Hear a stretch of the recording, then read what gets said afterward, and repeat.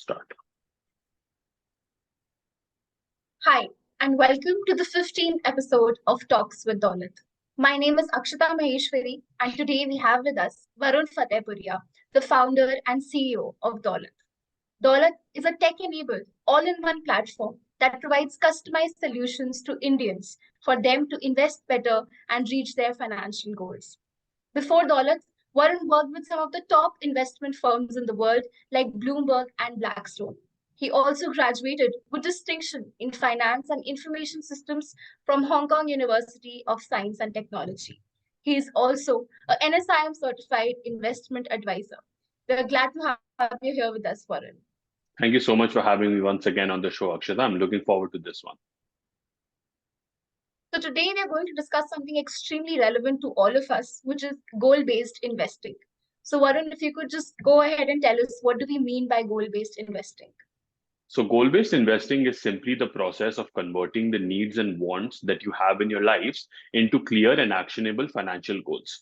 So, let's say, for example, we as individuals would like to accomplish a lot of things during the course of a lifetime. That could be saving up for a home that we have been wanting to purchase for a long time, saving or investing for a retirement, going on that dreamy vacation, or even for that matter, purchasing that fancy car that we wish we had a couple of years back, right? All of these financial goals or all of these needs and wants that we have in our life, the process with from a goal-based investing point of view is when we attach a clear and an independent financial plan to each of these financial goals. And that is the reason why it is called as goal-based investing, because let's say the investment strategy for when you're saving up for a down payment that could be 10 years down the line, or trying to save up for a retirement that is 30 years down the line would look very different from, let's say, the investment plan that you would have for a vacation that you want to take or the car that you want to purchase. So, by having, I would say, clear and bucketed financial goals to which you can attach independent financial plans, you'll be able to see you have a much smoother financial journey. That is what goal based planning, goal based investing actually ends up accompanying at the end of the day, because that makes it very clear that why are you investing or saving money towards. I mean, at the end of the day, we all work so that we can achieve a certain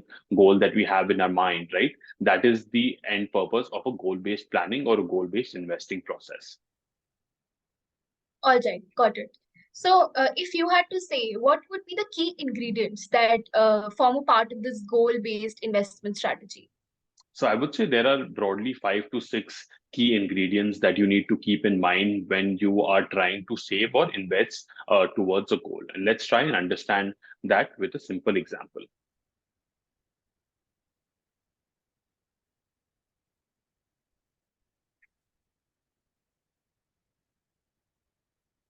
So the most important thing that you need to have in mind is the destination or the money that you require for this goal that you are trying to pursue, right? The goal that could be 5 years, 10 years down the line, but the actual amount of money that you would require when you reach your destination. That is basically the money that you need. The second is your current location or the money that you have, and subsequently the money that you can invest pretty much periodically. That could be monthly, that could be quarterly, that could be semi-annually. So that is basically your current location. That is where you are right now. And how can you get to the destination that you have in your mind? Third, and more importantly, is the mode of travel, right? So let's say, for example, if you want to get from point A to point B, obviously the fastest way, if you're traveling within the city, is getting through a car. But if you're, let's say, do not like to take so much of, I would say, that speed risk, you could probably go and sit on a bike or take that metro or even ride a bicycle, right? I would say investment mode of travel also tends to be very similar, that you need to decide the split that you would have, whether that you could invest in stocks, through equities, into bonds, into fixed deposits. That is what the mode of travel is effectively telling you. How fast can you get to your destination while controlling or being comfortable with the risk that you're able to take. Number four is the stops, and these are basically relates to the emergencies that you could have when you are trying to get to your goal. This is something that you can possibly not envisage, but if you have a buffer towards these stops, or if you at the start of the journey already leave aside some time for the stops that you're going to have throughout your travel, I think that again makes your entire planning a lot more easier. Number five is the traffic. And in this case, it relates to the inflation amount, right? And this is something that a lot of people actually do not take into account when they are considering the amount of money that they would require to reach that destination. Because over a period of time, something that may cost 10 lakh rupees over a passage of time, 5 years, 7 years, due to inflation, that amount would significantly increase. So it is always important that you save with that inflation adjusted amount in mind and not where you are at this point in time.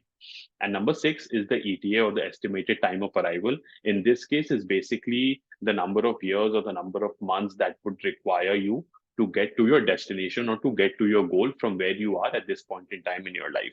These are basically the 5 to 6 key ingredients that ideally you need to keep in mind when you're trying to save up for a specific financial goal. All right.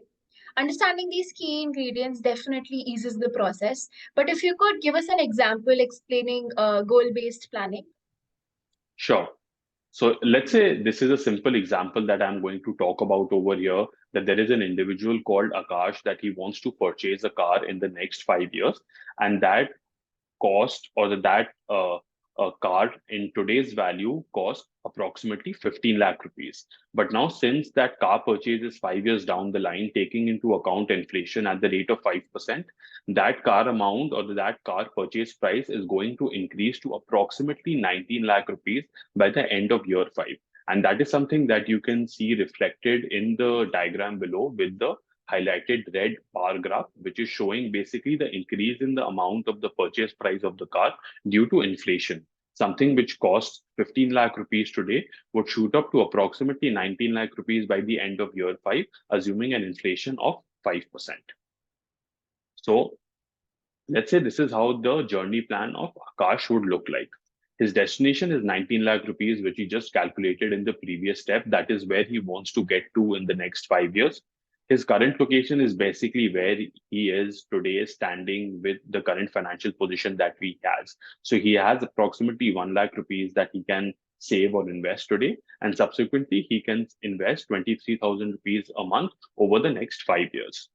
The mode of travel is simply because of the risk appetite that Akash has, and the time horizon for investing is split 60-40 between stocks and bonds. That is 60% of our investments are towards more, I would say, wealth creation opportunities like equities, and 40% is more towards safer investment avenues like bonds. Traffic, since we have already adjusted our destination amount to inflation, traffic is already taken care of. And ETA is basically 5 years, and that is where he wants to get to over the next 5 years.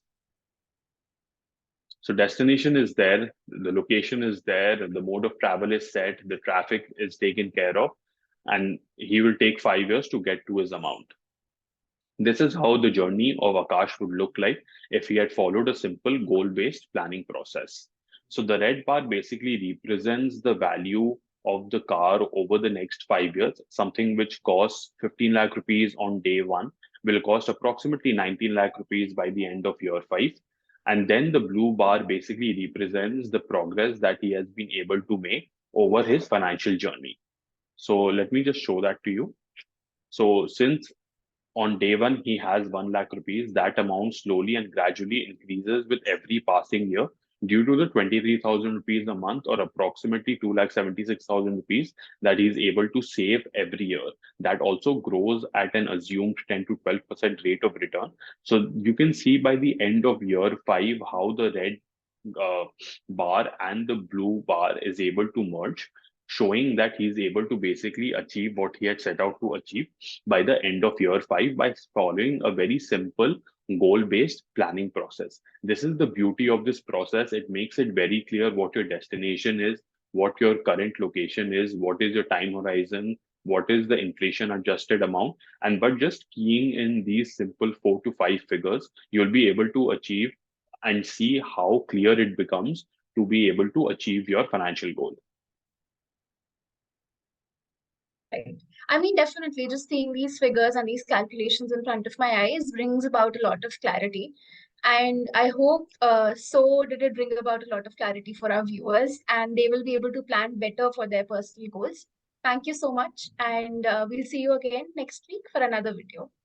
Thank you so much for having me, Akshita, on the show. And I'm looking forward to explaining more relevant financial concepts to Indians all across the country. Thank you so much. Thank you.